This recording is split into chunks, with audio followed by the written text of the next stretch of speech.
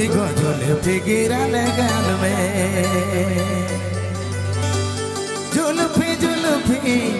दुई गो जुल्फी गिराले गाल में लागे लाला पाला लागे लालो लिपो तोरे कमरिया मोके तो लागे रे गजा लागोला कितना करंट खाई चुई के और एखनो बाकी हो खाए के लिए। कुंवार समय में खाई चाहिए, करंट बहुत जरूरी है। अच्छा लेकिन एको दिन ना चल जावे। अरे जुलूफी जुलूफी तू ही गो जुलूफी गिरा लो गाल में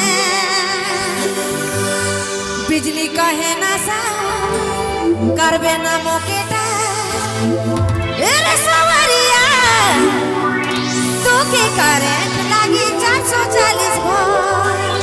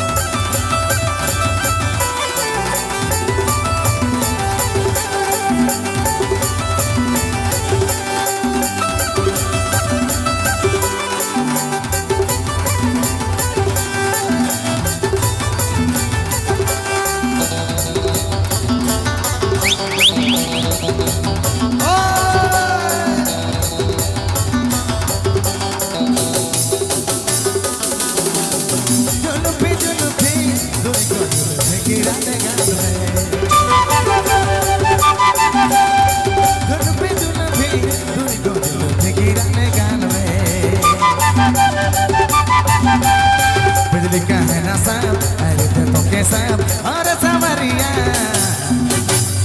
तो लागे रे गाजा पूरे गाजा बिजली का है ना साहब तो गोरिया है सवरिया तो लागे रे गाजा पूरे गाजा। अरे जुलूफी जुलूफी तू ही गो जुलूफी गिरा लो गाल में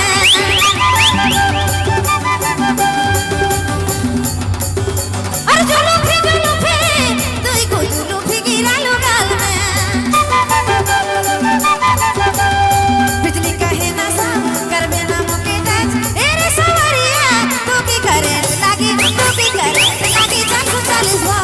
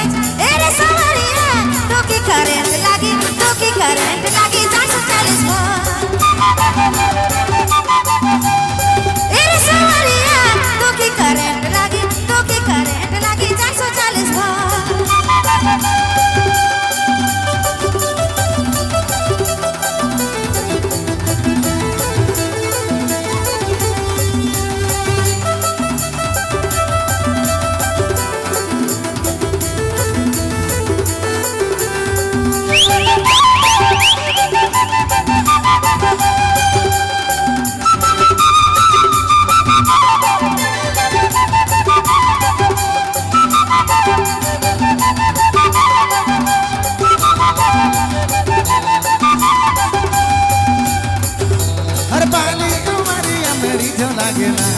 ऐसा ना देखा मेरे तो पागल लागे ना हाय हाय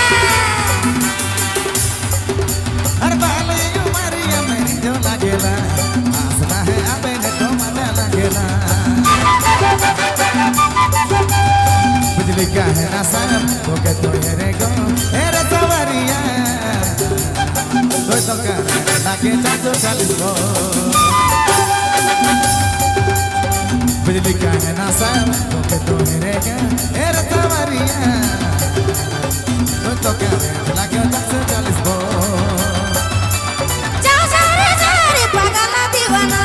प्रेम जाल में मुके फसाना अरे जा रे पागल दीवाना प्रेम जाल में मुके फसाना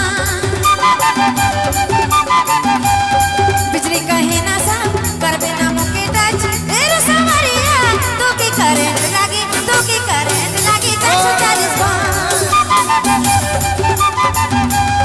तेरे सवरिया तू की करंट लागी 440